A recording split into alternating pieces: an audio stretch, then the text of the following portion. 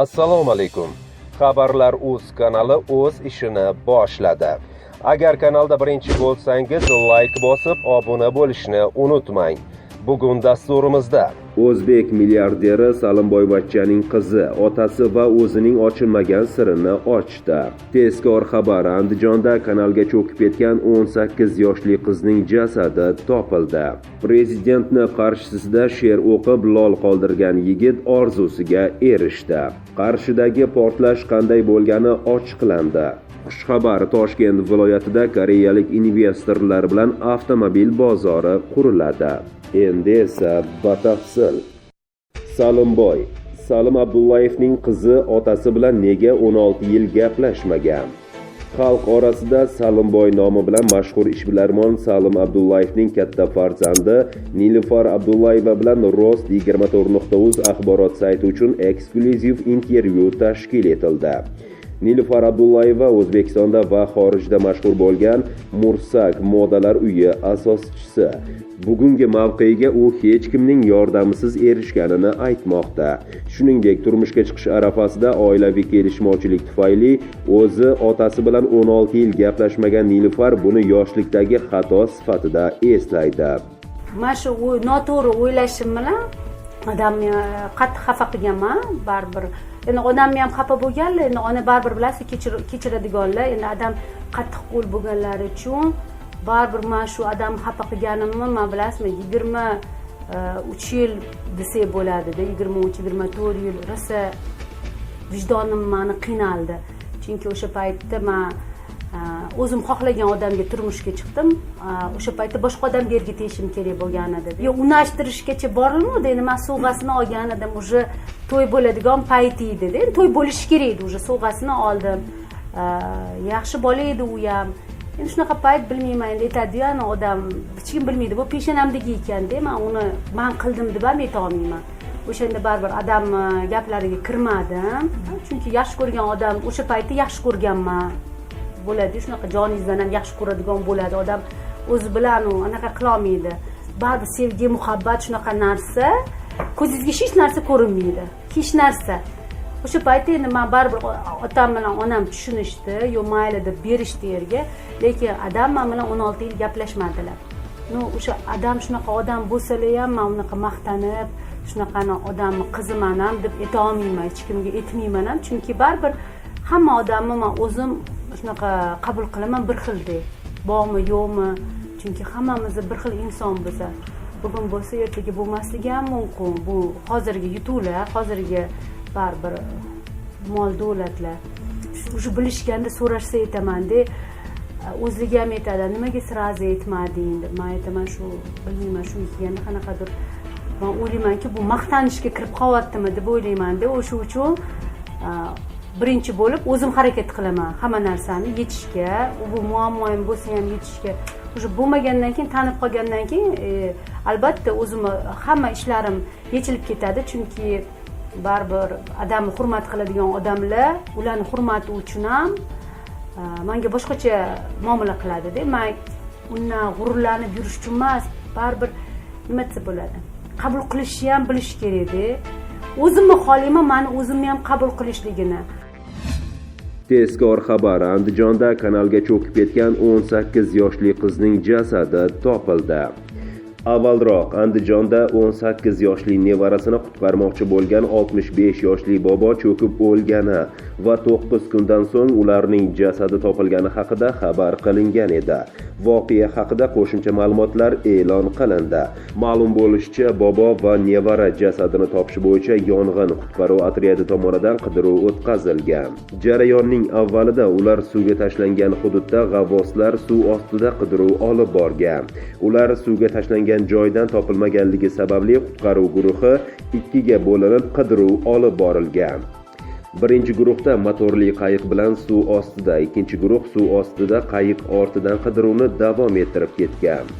Qayiq bilan bir kunda 5 kilometr suv ostida 2 kilometr masofada qidiruv olib borilgan. Shu tartibda 9 kun davomida qidiruv jarayoni davom etgan. Cho'kish sodir bo'lgan joydan taxminan 10 kilometr uzoqlikda suvning 10 qirg'og'ida nabiraning jasadi, bundan 100 metr masofada boboning jasadi topilgan.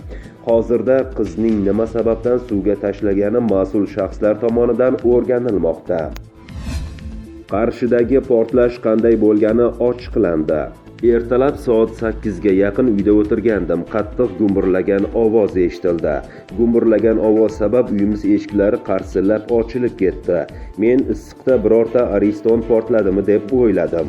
Keyin ko'chaga chiqdim. Portlash bo'lgan tomonga e'tibor qaratmagan ekanman. Keyin mashinalar kelgach sinchiklab qaradim va voqea joyini ko'rdim, deydi ushbu mahallada yashovchi Ziyovuddin Ziyodullayev. Ziyovuddin Ziyodullayevning aytishicha, ushbu namunali uylarning aksariyatida aholi istiqomat qilgan. Otchopar mahalla fuqarolar yig'inida joylashgan xonadonlarning birida 6-yanvar kuni soat taxminan 8:10 da gaz havo aralashmasining chaqnashi sabab portlash yuz berdi. Mazkur voqea isitish tizimidagi muammo sabab yuzaga kelgan deb taxmin qilinmoqda. Voqea joyiga yetib kelgan favqulodda vaziyatlar boshqarmasining qutqaruv guruhi xonadondan 2 nafar marhumning jasadini olib chiqdi, deydi viloyat favqulodda vaziyatlar boshqarmasi axborot xizmati rahbari Sohib Vaitov. Daryo muxbiri bilan suhbatlashgan qo'shnilarning ma'lumot berishicha, gumburlagan ovoz ertalab soat 8 da eshitilgan. Ertalab soat 8larda uxlayotgandik, gumburlagan ovoz eshitildi. Chopib tashqariga chiqsak, chang ko'tarilgan ekan. Yordam qilamiz degandik. Keyin favqulodda vaziyatlar boshqarmasidan odamlar kelishdi va qutqarish ishlarini olib borishdi, deydi qo'shni xonadonda yashovchi Aslan Tuyg'unov. Mahalliy aholining ma'lumot berishicha, 2017-yil foydalanishga topshirilgan namunali uylarning aksariyatida aholi istiqomat qiladi. Voqea sodir bo'lgan xonadon sohiblari esa hali uyga ko'chib kirmagan bo'lgan. Ertalab uxlab yotgandim, bang etgan ovozdan uyg'onib ketdim. Turib soatga qarasam 8 dan 7 daqiqa o'tgan ekan. Keyinroq voqea haqida eshitdim, deydi voqea sodir bo'lgan xonadonga yaqin uylarda yashovchi Avazbek Ahadov. Otchopar mahalla fuqarolar yig'ini raisi Farmon Choshambiyev ommaviy axborot vositalari savollariga javob berishdan bosh tortib, voqea joyidan qochib ketdi. Prezidentning qarshisida she'r o'qigan yigit yozuvchilar uyushmasiga qabul qilindi. 2020-yilning 25-dekabr kuni bo'lib o'tgan O'zbekiston yoshlari forumida jizzaxlik talaba Sayfiddin Okanov Shavkat Mirziyoyevga o'zi yozgan she'rni o'qib bergan edi. Shundan so'ng Prezident Mirziyoyev yozuvchilar uyushmasi raisi Sirojiddin Saidga Jizzaxga borib iqtidorli yoshlar haqida ma'lumot to'plab kelishni topshirgan edi. Oradan 10 kun o'tib prezidentga she'r o'qib bergan talaba va u qatorda yana 11 nafar yoshlar O'zbekiston yozuvchilar uyushmasi a'zoligiga qabul qilindi. Toshkent viloyatida koreyalik investorlar bilan avtomobil bozori quriladi.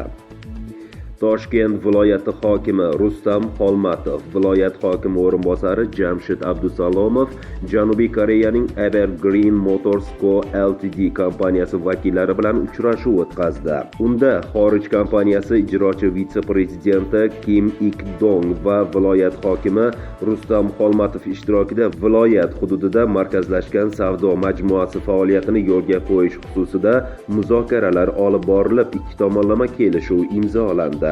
Kelishuvga ko'ra Toshkent viloyatida Janubiy koreyalik investorlar bilan hamkorlikda avtomobil savdosi bilan shug'ullanuvchi markazlashgan savdo majmuasi va avtomobillarga texnik xizmat ko'rsatish shoxobchalari ish boshlaydi. Hozirda loyihaning qurilish ishlari uchun viloyat hududidan 1 gektar yer maydoni ajratilgan. Umumiy qiymati 1 million AQSh dollarini tashkil etuvchi loyiha ishga tushirilgach, 100 ta ish o'rni yaratiladi. Loyiha joriy yilning 4-choragiga qadar ishga tushirilishi ko'zda tutilmoqda.